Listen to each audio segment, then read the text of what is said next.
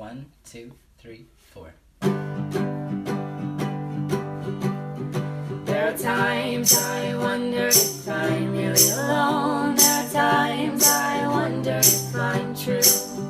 There are times when I feel alone in a full room. There are times I feel alone with you. You are enough of you. And there's always a love for you.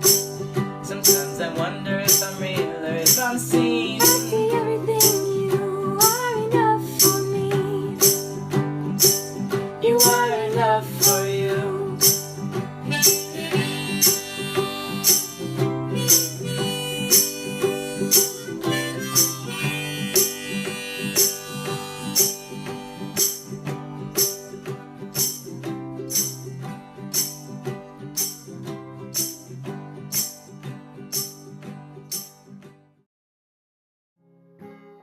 The age that I started to really think about gender and actually understand gender, I would say 23, but then thinking about it at 23 really started to bring me into when I was like 5, and you know, I've always been a tomboy. Like, I was always a tomboy growing up. I always, from the moment that I could wear my own clothes, or pick my own clothes, not wear them, pick my own clothes and my outfits, it was always very, very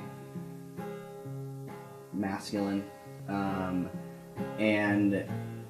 thinking about, you know, when I started to go through puberty as female was the moment that I knew something was not right, because I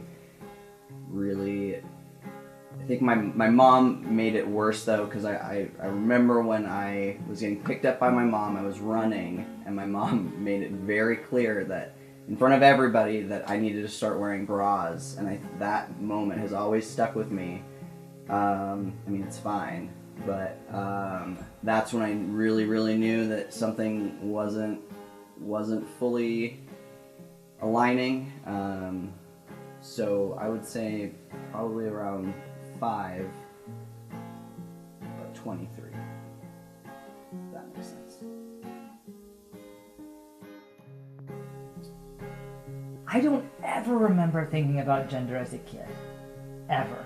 It literally never occurred to me to think about gender. My earliest thoughts, the earliest thing I can remember thinking, is so embarrassing, is actually about sexual orientation.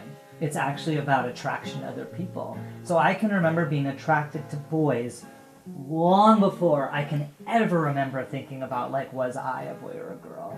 And that's just always been a very powerful part of my life, is my attraction to boys and men.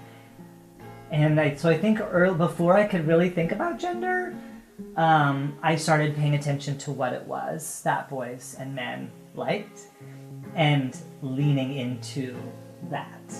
So I think I started performing femininity as a way of attracting the attention of the boys that I liked. I'm talking 5 or 6, I can remember that. So it didn't occur to me to think about what I actually wanted or what I actually was until I was 18 or 19, when I really started to be oh my god, I've literally spent my whole life trying to be what everybody else wants me to be, and that maybe that's not how I wanted to spend the next 20 years of my life. So I had to do some introspection at that point. But I never thought about it when I was a kid. Didn't even cross my mind. I know that's inconvenient.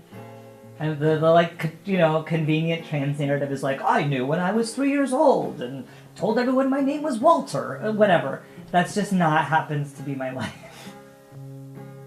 I think that what matters most is I view our culture's approach to transness developmentally.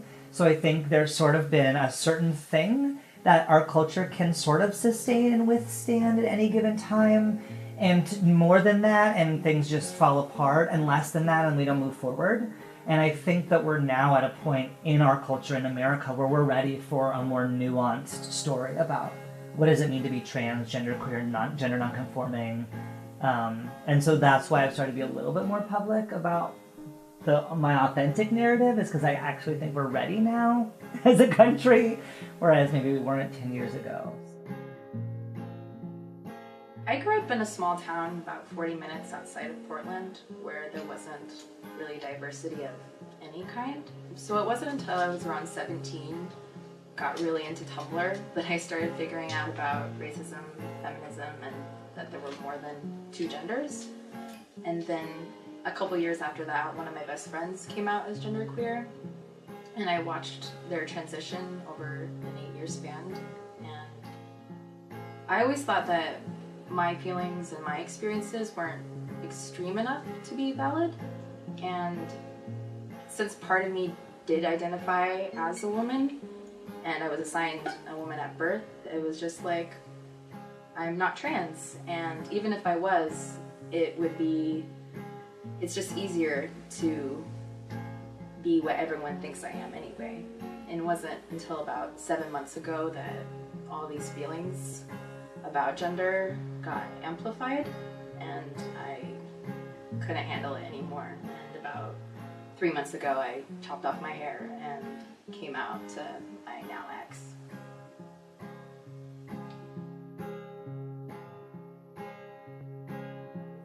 I would say when I was a teenager, I really started thinking about my gender. I've always kind of fluctuated back and forth about the way that I present myself, and especially physically.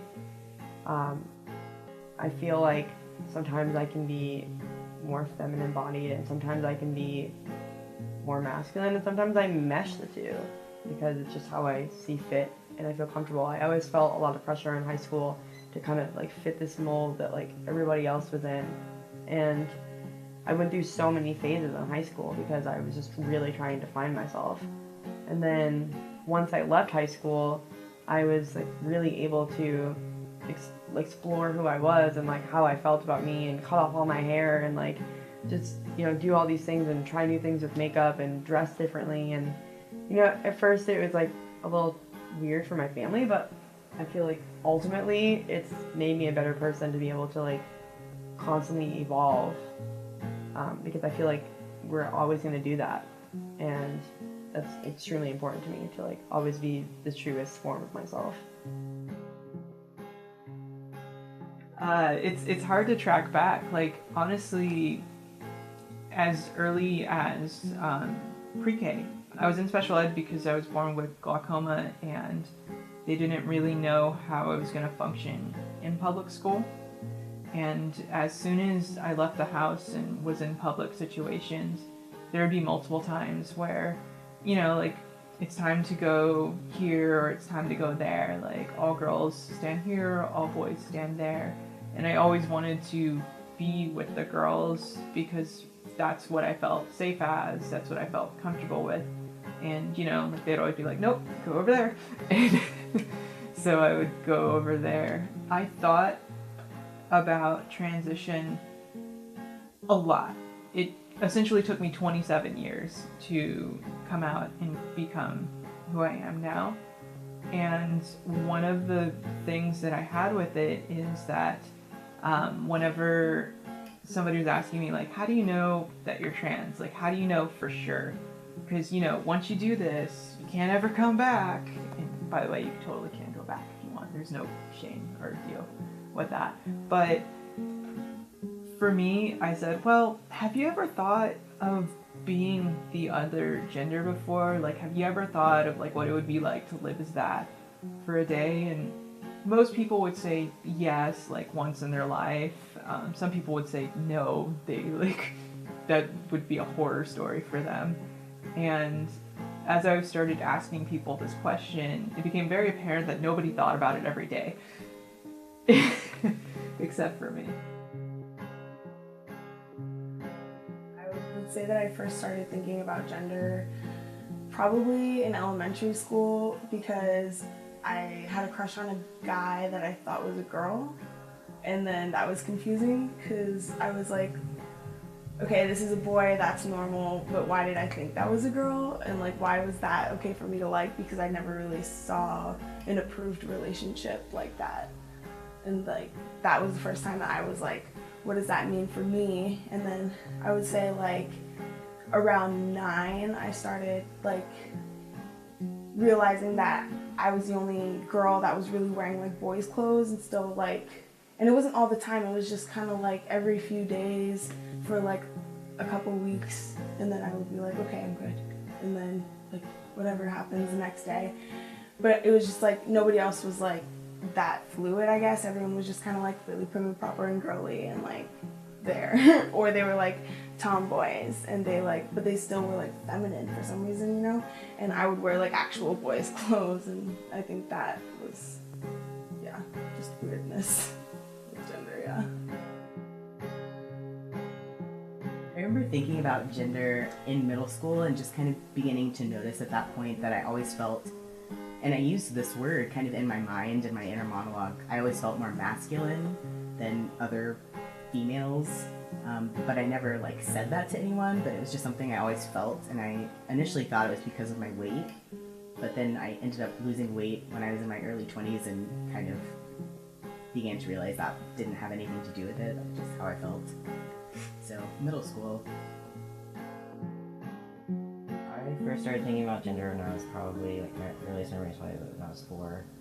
I got a bunch of, like, really girly presents for Christmas one year, and I was super upset about it, and I kind of just put them all in a closet, and my mom didn't understand why, and I used my Christmas money, told her I wanted to go to Dillard's. I bought, like, all boys' clothes with all the clothes. I had all the money, and my mom was, like, not very happy, but, I mean, she always let me do what I wanted to do, so that's probably my earliest memory of that.